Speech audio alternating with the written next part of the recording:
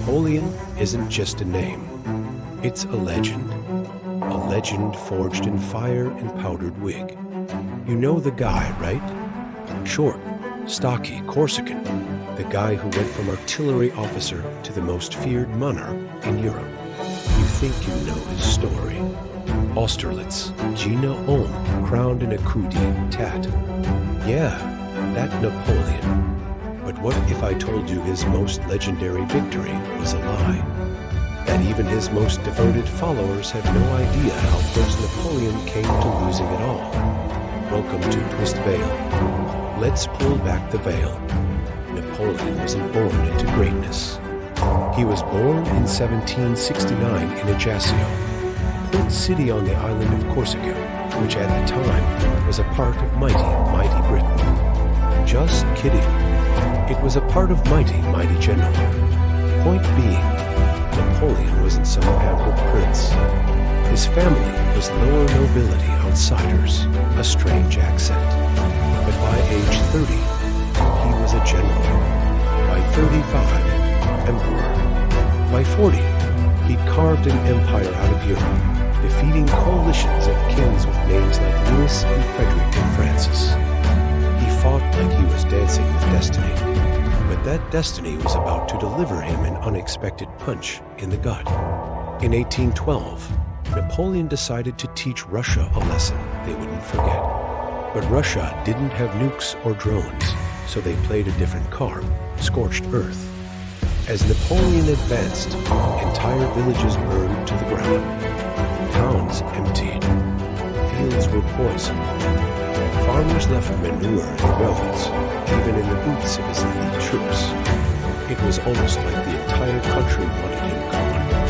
And those that stayed behind weren't exactly thrilled to see it. Come on, Napoleon, you invade my home. I gotta say something, right?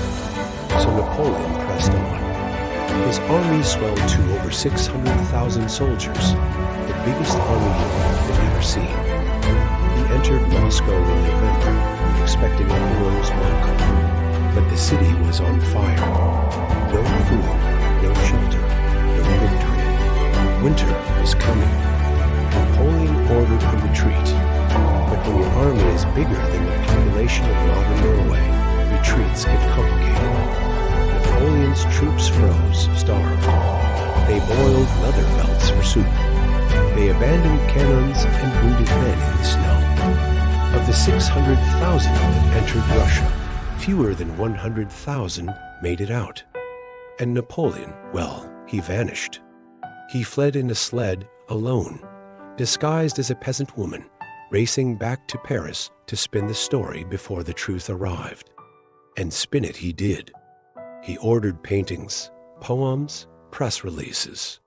He rewrote the retreat as heroic, Napoleon guiding his men through the snow like a father figure. One famous painting shows him stoically on horseback in the blizzard, but he was never there.